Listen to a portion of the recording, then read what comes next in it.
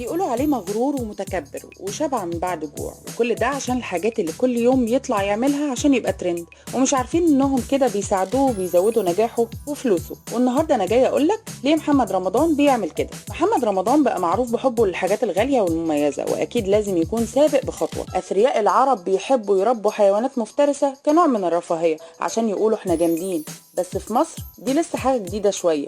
وطبعا رمضان مش هيعدي الموضوع من غير ما يعمل قلق. كل شويه هوب ينزل صور وفيديوهات مع اسود ونمور وكاننا في غابه مش في فيلا، كله على انستجرام عشان الناس تتكلم وتقول ايه يا عم الوحشيه دي، ايه يا عم الشبحانه دي. في حوار مع جريده ذا ناشونال الاماراتيه، رمضان قال بصراحه انه عنده هوس بالحاجات اللي بتمثل القوه والهيبه، اسود، نمور، تماسيح. مش بس بيحبهم، ده بيحترمهم كمان، وكانهم شخصيات ليهم كاريزما زي البشر. فقال انا بحب واحترم اي شيء قوي وكريم، احب الشخصيات القويه. الاسد بيغرس الثقه فيا زيه زي باقي الحيوانات المفترسه، بحب طاقتها وقوتها وهيبتها. طب احنا بقى نغرس ايه لما نشوف اسد جنبه؟ نجري مثلا؟ اما بقى عن العربيات، فالقصه هنا اتحولت من حلم وبوسترات على الحيطه لجراج مليان وحوش على 4 عجلات. رمضان بدأ بسياره فيات 128 زيه زي اي شاب طموح، لكن بسرعه الصاروخ نقل للبي ام دبليو كابورليه، وبعدها دخل عالم الرفاهيه بقوه بسي 300 في 2016. قرر يبوح بحبه للعربيات الغاليه ونزل صوره على انستجرام مع لامبورجيني افنتادور سعرها بيعدي ال 417,000 دولار، ورولز رويس 300,000 دولار، وكتب النهارده اشتريت السيارتين الاقرب لقلبي. يعني احنا بنحب النسكافيه وهو بيحب عربيات بالملايين. والقصه ما كملتش هنا، ده بقى عنده اسطول سيارات فارهه، وكمان قال ان اكتر عربيه بيحب يلف بيها في شوارع مصر هي الكاديلاك، والعربيه دي تقريبا بقت ماركه مسجله باسمه. اي حد يشوفها يقول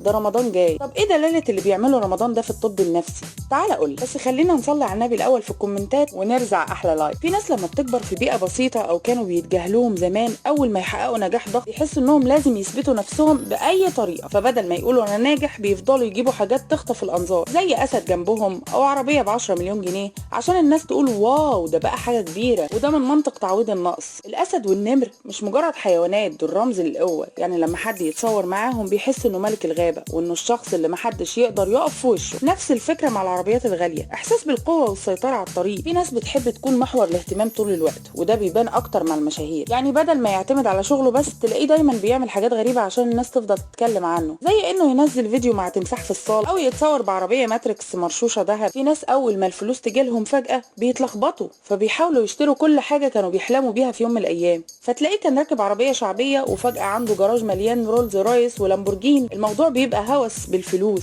اكتر من حب حقيقي للحاجات دي. وفي شخصيات بتحب تعمل حاجات غير تقليديه، تحب الخطر، تحب الناس تقول ايه الجرأه دي. فتلاقيه مش بس بيركب اسرع عربيه، لا ده ممكن يركبها بسرعه جنونيه ويصور فيديو مع اسد ماسك له لحمه، كل ده عشان يحس انه عايش المغامره اللي الناس العاديه مش بتعيشها. ده غير الهوس انهم يكونوا مختلفين عن الكل. يعني مش هيكتفي بعربيه فخمه، لا لازم تكون مطليه بالذهب. ومش هيكتفي بكلب شيك، لا لازم يجيب فهد صغير يمشي بيه في البيت. كل ده عشان يحس انه مش زي اي حد تاني. مش كل اللي بيحب الحاجات دي عنده مشكله نفسيه، ممكن يكون بس بيحب الفخامة أو مستمتع بنجاحه. لكن لو الشخص ده كان مغرور وبسيط وفجأة بقى عايش في فيلم أكشن يومي، فالغالب إنه عنده حاجات من الحاجات اللي فوق دي، سواء تعويض نقص أو حب للظهور، أو بس مش عارف يصرف فلوسه في إيه. أنت كمان قول لنا رأيك في التعليقات.